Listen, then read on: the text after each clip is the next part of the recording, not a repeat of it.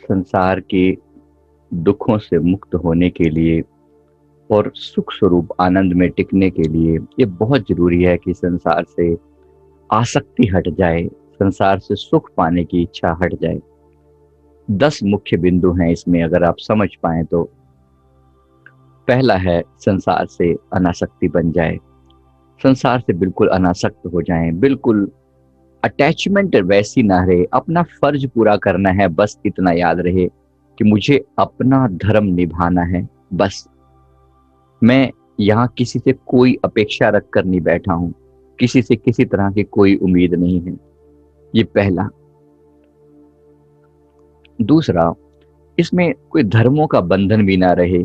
मैं हिंदू हूं, मैं मुस्लिम हूं, मैं सिख हूं, मैं ईसाई हूं। इस चक्रों से भी ऊपर उठ के सीधी सीधी आध्यात्मिकता की बात करें, आत्म कल्याण की बात करें। हाँ, जिस धर्म में हम पैदा हुए हैं उस पर गर्व करना और उसकी रक्षा के लिए प्रयास करना, बट उसमें बहुत ज्यादा उलझना नहीं।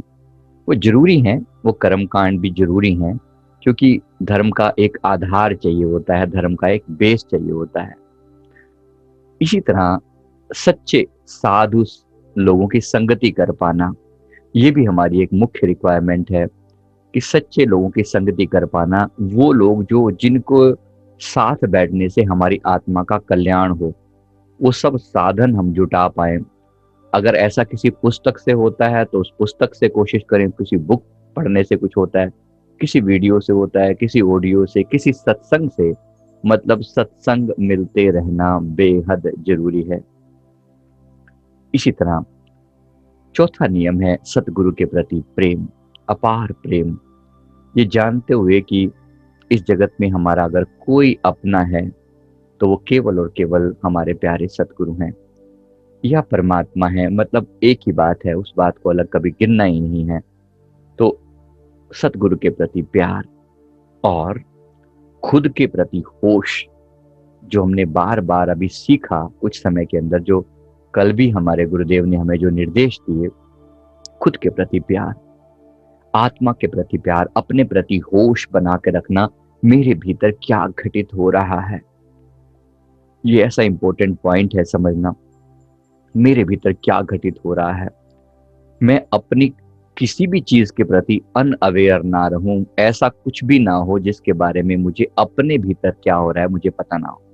जैसे आज के समय में हमें संसार की पूरी जानकारी रहती है, संसार में कहां पर क्या हो रहा है, कौन जी रहा है, कौन मर रहा है, किसका कहाँ क्या चल रहा है, सबके जीवन के बारे में पता होता है। अपने अंदर होने वाली हर घटना का हमें पता हो, अपने प्रति जागृति, होश।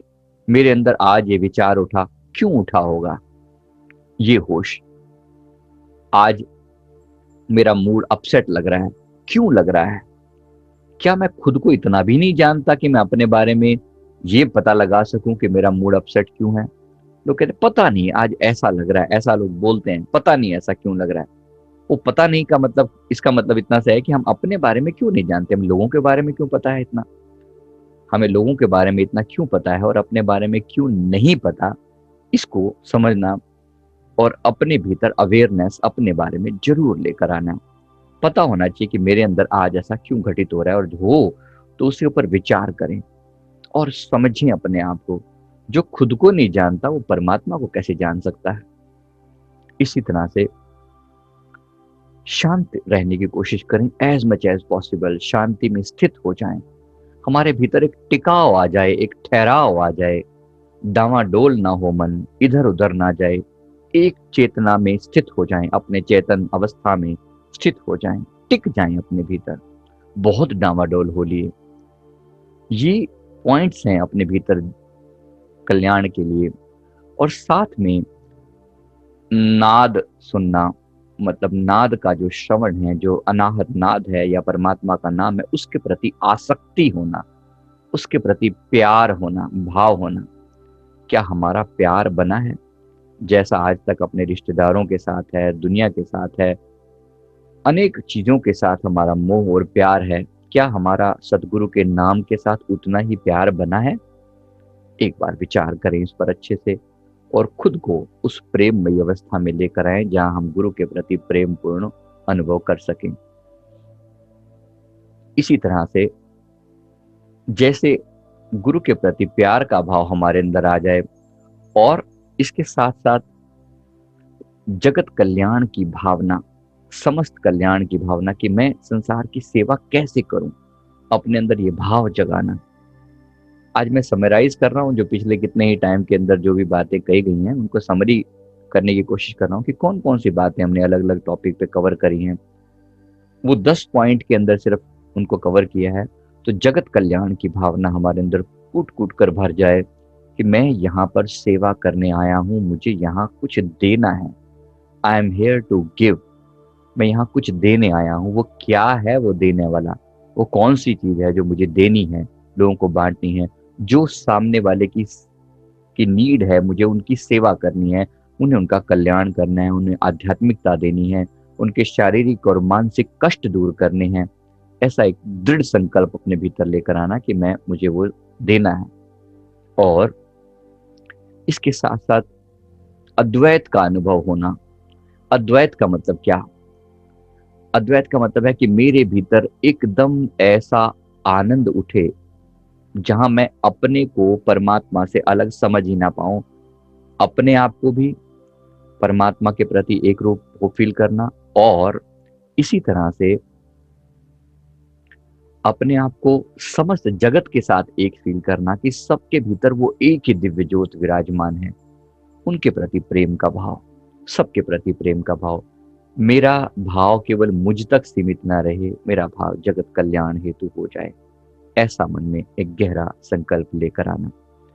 तो ये 10 बातों में मैंने आज पूरा समराइज करने की कोशिश करी है कि किसी तरीके से मेरे अंदर वो प्रेम जाग उठे, मेरे अंदर वो आनंद जाग उठे, मेरे अंदर वो सब भक्ति का भाव ऐसा जाग उठे कि न केवल मेरा अपना कल्याण हो, समस्त जगत के कल्याण में मैं सहयोगी हो जाऊं। किसी ने लिखा कि किसने परस ने छेड़ दिया निष्प्राण पड़ी सी वीणा को, चिर शांत थकित चिर मौन और चिर एकाकनी चिर क्षीणा को, जिसके ढीले से मीन तार झंकृत हो गाना भूल गए, मन को मस्तक को नस नस को पल में सेहराना भूल गए, जिसका मन शिथिल पड़े जिसकी वाणी पर थे चुप के ताले, जिसके तन पर अगणित दुख की मकड़ी ने जाले बुन डाले, किस स्नेह परस ने छेड़ दिया जब सब तार झने झंकार उठी। फर्क क्या हुआ? गुरु के मिलने से, सदगुरु के मिलने से जीवन में एक चेंज आया, एक परिवर्तन आया। किसने वो हृदय को छू लिया, जिसने अपने भीतर ये बदलाव लेकर आया? मैं उस सतगुरु को बारंबार नमन करता हूँ, लेकिन उसका ऋण है मुझ पर, और मैं उस ऋण से ऋण भी नहीं होना चाहता।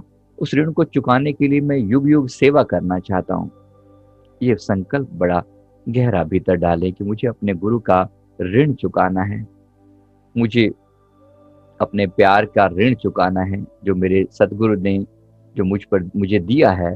मुझे उसका ऋण उसके बंदों की सेवा करके चुकाना है, मुझे उस बंदे की सेवा करके चुकाना है, इस जगत के कल्याण करके उसको उसका ऋण चुकाना है।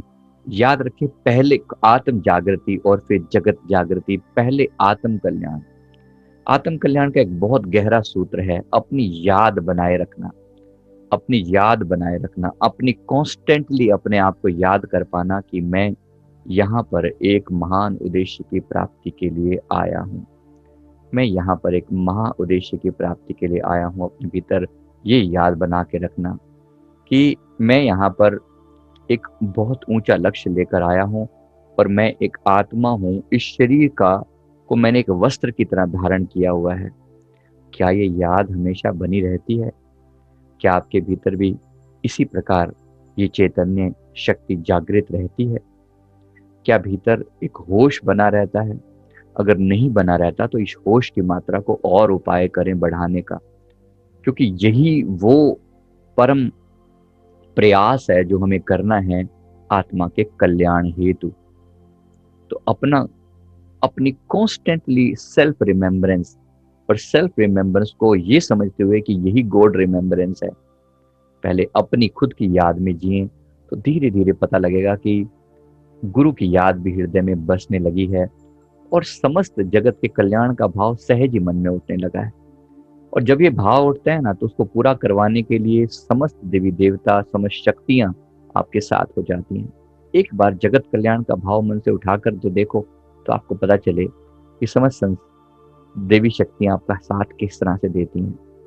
तो कुछ ऐसा जिससे मैं लोगों के जीवन में कुछ बदलाव ला सकूं, ऐसा मन में गहरा संकल्प पैदा करेंगे। तो ये आज मेरे गुरुदेव ने जो संदेश दिया है, मैंने वो बात आप तक पहुंचाने का पूरा प्रयास किया है।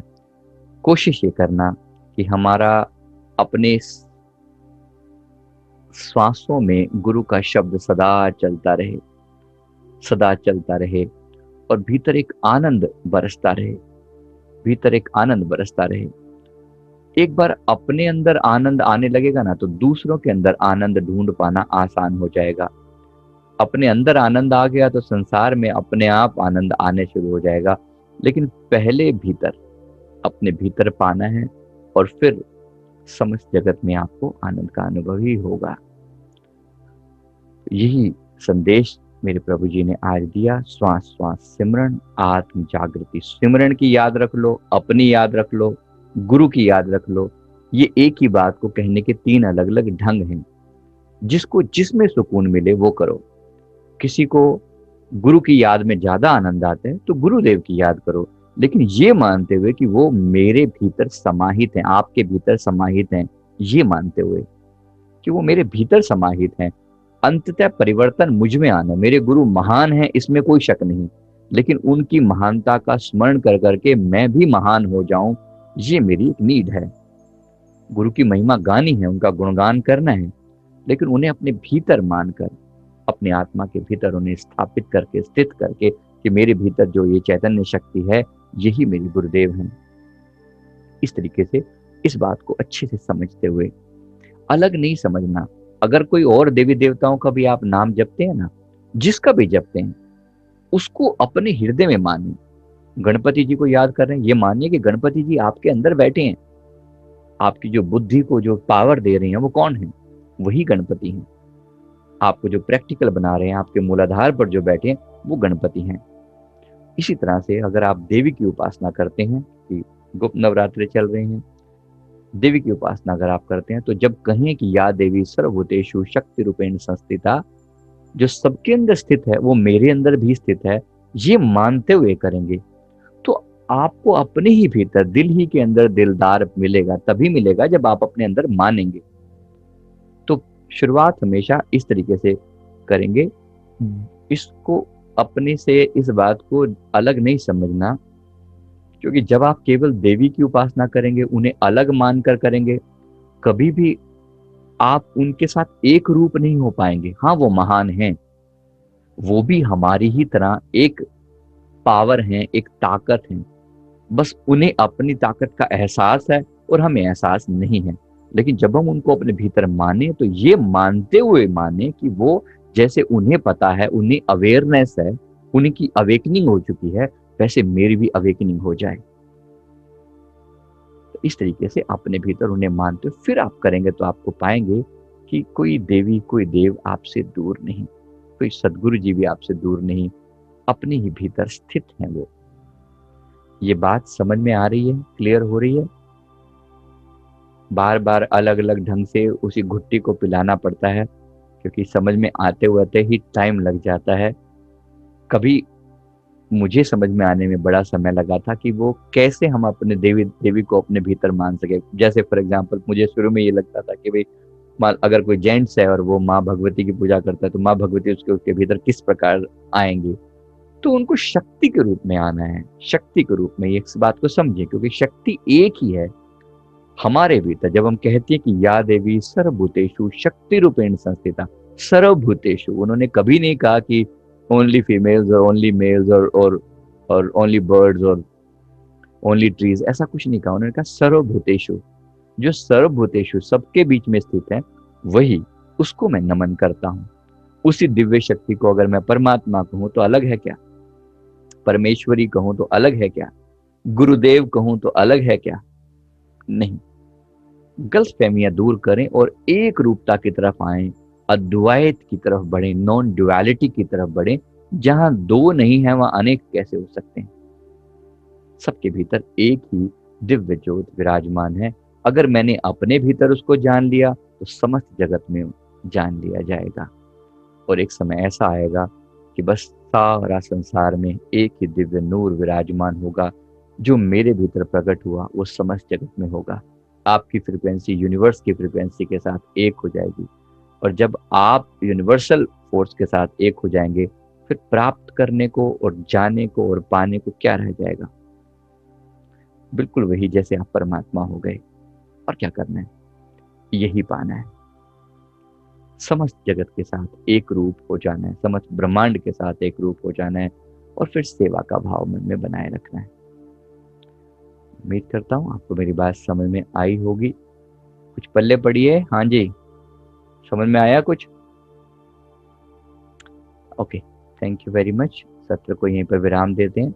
कोशिश करें इस बात को थोड़ा सा बढ़ाएं, लोगों को भी संदेश दें, क्योंकि और कोई भी प्रयास नहीं कर रहे हैं। मैं देखता हूँ कि लोग डाल शेयर भी नहीं करते हैं। तो थोड़ा सा एफर्ट लगाएंगे तो ये संगत बढ़ सकती है, जो लोग हैं वो थोड़े बढ़ सकते हैं। इसलिए थोड़ा सा एफर्ट डालने की जरूरत है। आप करेंगे, हम तो नहीं तो फिर कर ही लेंगे। अब पीछे पड़ेंगे तो फिर हम, एक बार मैंने थोड़ा अपना ध्यान यहाँ से हटा रखा है क्योंकि कुछ और इम्पोर्टेंट कार्यक्रम चल रहा है। तो इच्छा ये थी कि प्रचार हो, लोग थोड़ा ऐड ऑन करें। अगर आप लोग नहीं करेंगे तो फिर कोई बात नहीं, किसी और की ड्यूटी लगाते हैं, कोई तो करेगा। कोशिश करें अपने आत्मा का कल्याण करें, क्योंकि ये कर्ज होता है, गुरु का कर्ज होता है जो हमें चुकाना चाहिए सेवा करके। और गुरु का मतलब सदगुरु की कृपा से जो हमें मिला है वो औरों को भी मिले, ये कर्ज चुकाने का सबसे इजी तरीका है। सत्र को यहीं पर विराम देते हैं। बोलो जयकारा, बोल मेरे श्री